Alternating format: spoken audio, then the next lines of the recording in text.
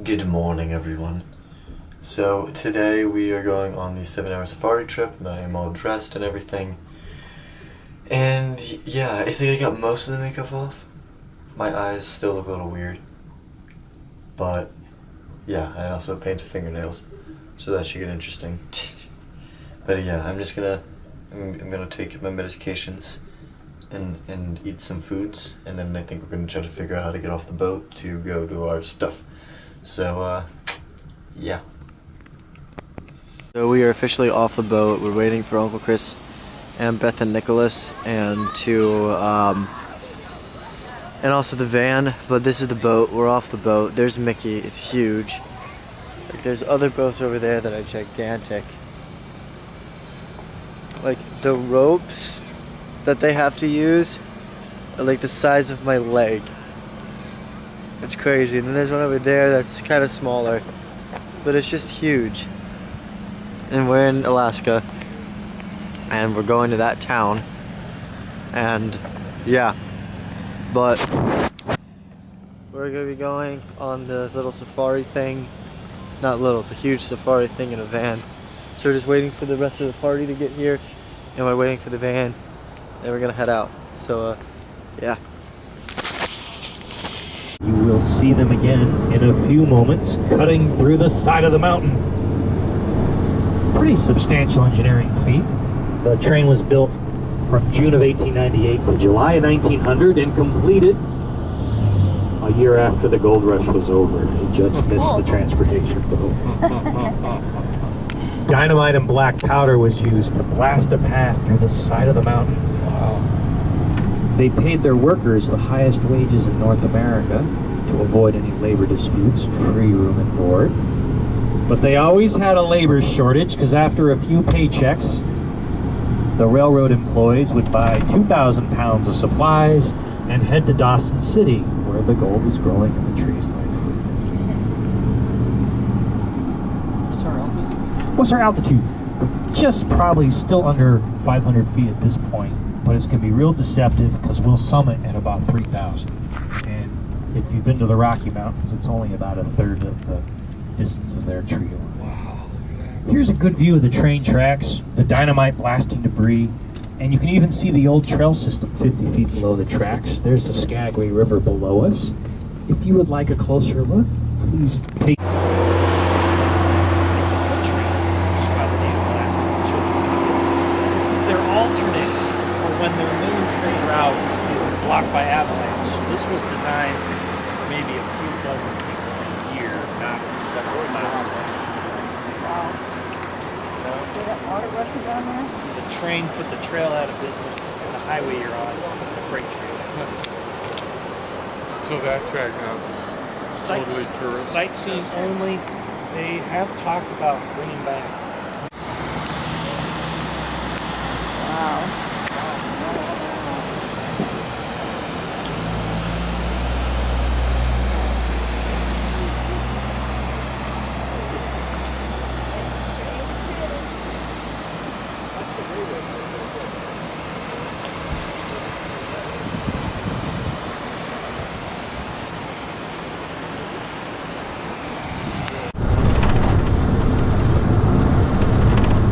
It's going to be difficult walking over this rock and rubble with 50 pounds on your back 40 times in a row to move 2,000 pounds.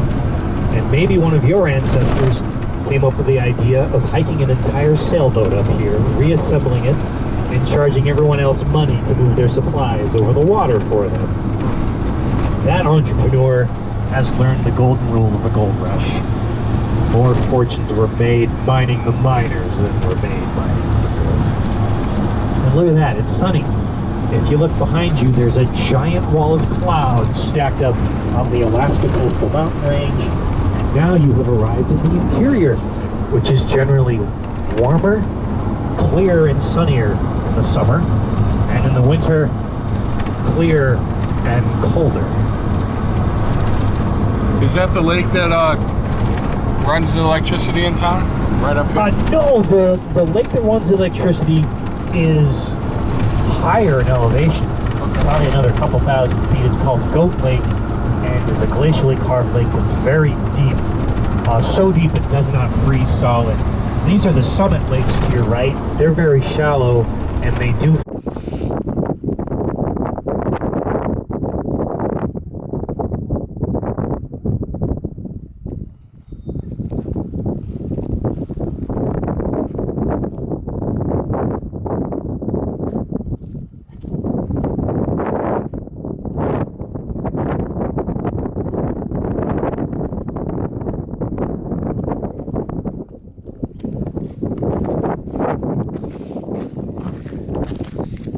Are so tiny. Look at that tree and take a picture so it looks like they're tiny. Yes. They're so small and adorable.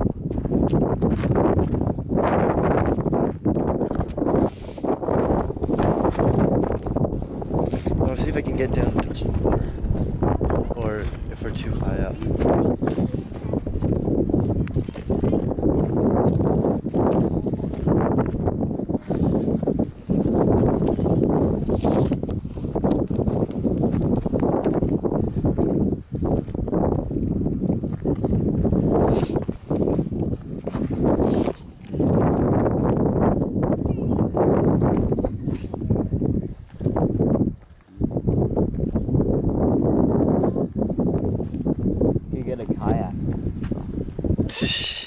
No, really. Yeah, no, you could. Kayak around this whole area. I think it's deep enough.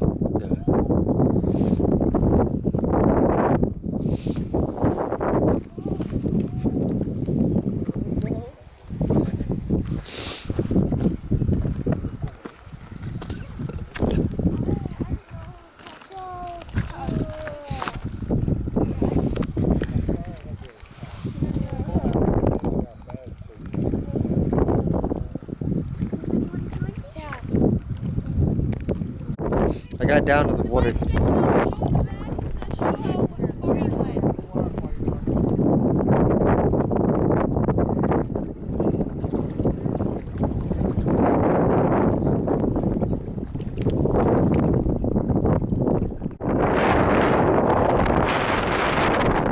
We're hiking around these rocks for a little bit before we get back in the van.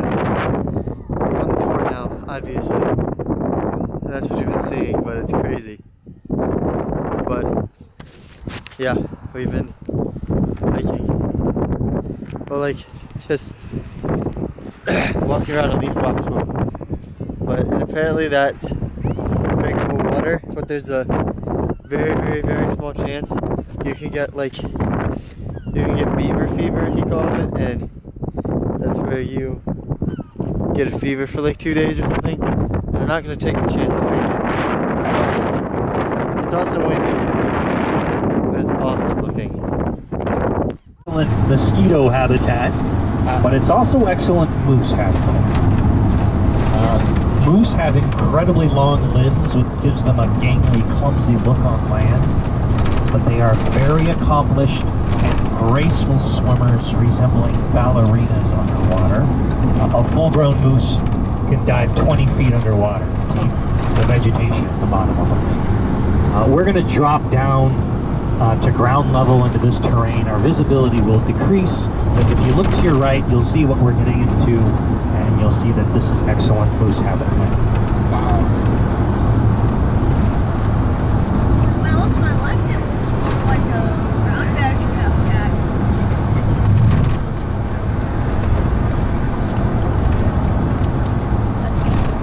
So you just went to the bathroom in like the deepest porta potties ever. They're just like giant holes in the ground with makeshift like plastic toilet seats. It's kind of funny. But it just looks, try not to get run over. It just looks amazing. Like, it's crazy. It looks so cool. When measured from base to summit, are taller than Mount Everest, just not in elevation. That's their vertical relief, the actual size. And if you go by actual size, measured from base to summit, that massive volcano on the big island of Hawaii is the largest mountain on the planet. Mount Everest is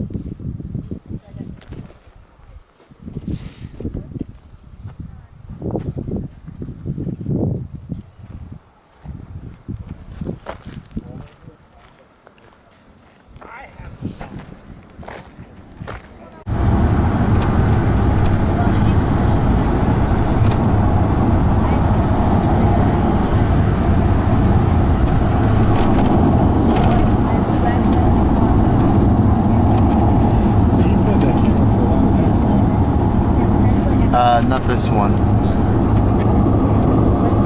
No, I had a blue one. Yeah.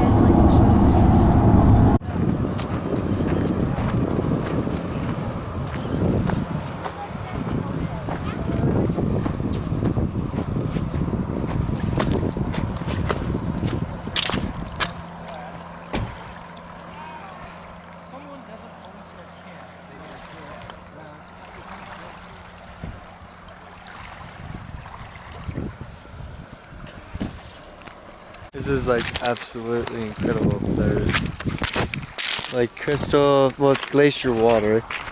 So it's glacier water and then just huge mountains. And then the tour guy said that there's people take their RVs, park them there and just stay on this beach for like weeks at a time, and then an hour drive to get to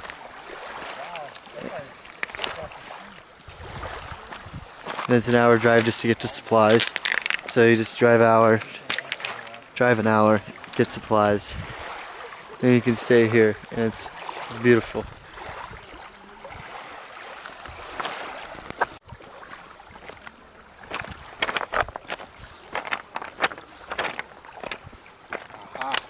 There we go. Yeah. You think so? Yeah, it's got potential. What? It's got potential. What?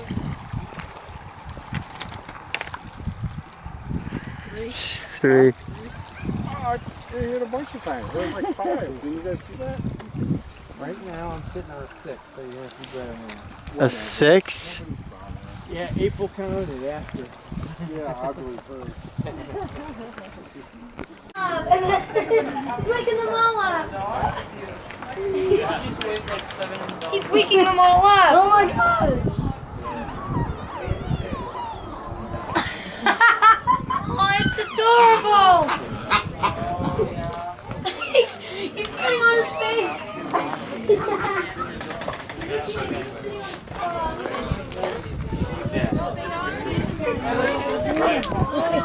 They do like it a bit. Okay. Ready? 1, 2, 3. 1, 2, 3. 1, 2, 3. Okay. Hello.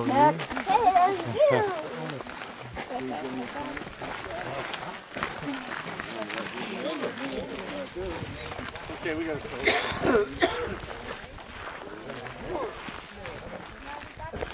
It is fun to climb these mountains. And luckily the Klondike Highway's here. You can climb any one of these peaks to your left. Klondike? Isn't that a copyright thing for, Can you finish this sentence? Or question, can you finish this sales jingle? What would you do for a... Klondike bar. Yeah, a Klondike bar. You didn't even know it, but you were using vocabulary from the 1898 gold rush. Originally, it would have been, oh, what I wouldn't do right now for a Klondike bar of gold. Of course, now it's an ice cream sandwich.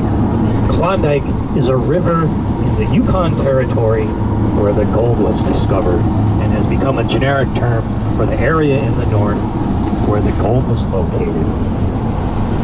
The mountain to your left, however, doesn't have a lot of gold in it. It's got a lot of silver. Look to your left, about 11 o'clock angle, towards the top of the mountain, and maybe you will spot the Venus Mine, built in the early 1900s and touted as the next silver capital in North America until the price dropped and the mine was abandoned about 19... You and Nick. Hello? I think We are driving up the mountain. mountain climber mom to my list of things I want to do. Your bucket list? Yeah, my bucket list. So enjoy these panoramic views at Tagish Lake, and we'll have a really cool panoramic photo stop in about 5 minutes.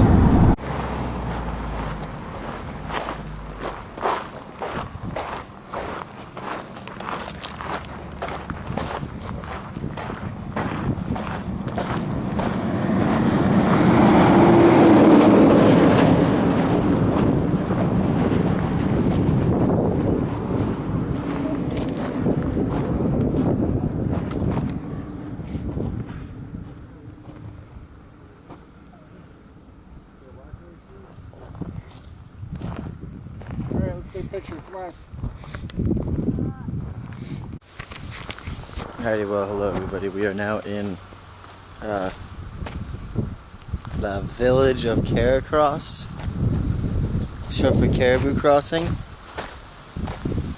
We are in the Yukon territory. It still looks amazing. Absolutely amazing. And yeah, everyone's over there, there's somewhere. But we just ate lunch at a local little place. It was like a hot dog wrapped in sourdough bread, and that was good. And then amazing chicken noodle soup. And I got a Coke. Sponsor me, please. No. But yeah, it's cool. And like there's a cafe over there with locally brewed or locally made coffee stuff. So I'm probably gonna check that out and find everybody. And yeah, cool stuff. Just got local coffee as well. It's a latte, and it's not bad. I was found an art gallery. That new building, the red building, supposedly new, and it's an art gallery, and there's some pretty cool stuff in there, and it's opening up today. So congratulations to them. It's cool. So yeah, we're gonna go up here because everyone's up there, and we're gonna look at we're gonna be looking we're gonna be looking at like scenery and stuff from this perspective. So yeah, I'll be there in a moment. Yeah, it changes so fast. Every year is about 12 years now. It's still This is Emerald Lake. April. No. April. This is Emerald Lake. I want to make a land. I really want. I already have. I want to make a little. That is history, Michael. Before we go for the Alaskan, or just hope it takes That's questions like that. You'll learn when you go to school. This is the Carcross Desert, aka the smallest desert in the world, supposedly. But the tour guide person said it's is it beach, sand, and riverbed. I didn't realize it was there. I almost just stepped in it. And the winds that are always here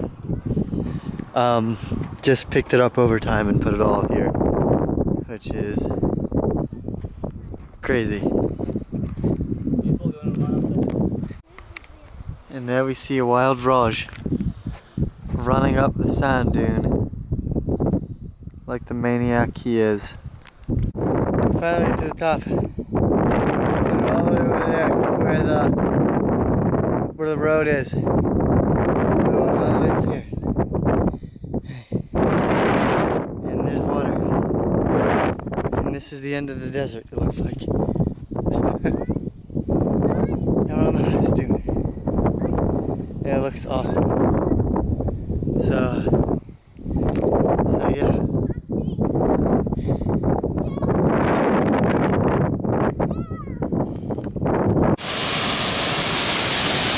So we were on our way back, and this is our final stop on this tour.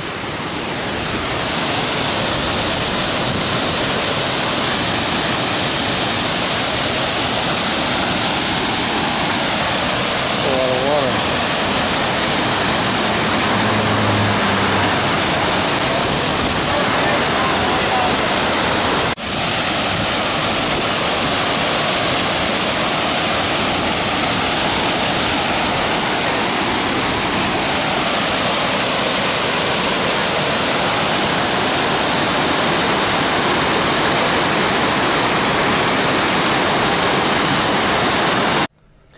So obviously today was awesome because we took the tour, which is pretty much all the footage from today is from the tour that we took, which was awesome. And then we came back, we ate dinner, which was amazing. And then we went up, and then I did like work, and then we went up to the teen area, and then by the time we got up there, it was the workout time. So I decided that it was me and this other dude who were kind of sticking together. We did a workout thing, and now my arms, I can't feel my arms, and now my arm is getting tired from holding the camera already because I'm weak and I'm worked out and now it hurts. But then me, Raj, and a whole group of people went to go see Finding Dory, and Finding Dory was amazing. It was super awesome, and yeah, that was a great movie. And yeah, and it's like 12:30 now, so everyone just went to bed, and me and Raj just went to bed because I'm tired, he's tired. So yeah, and tomorrow we're going whale watching, so I need to charge this camera up and hopefully get footage of some whales.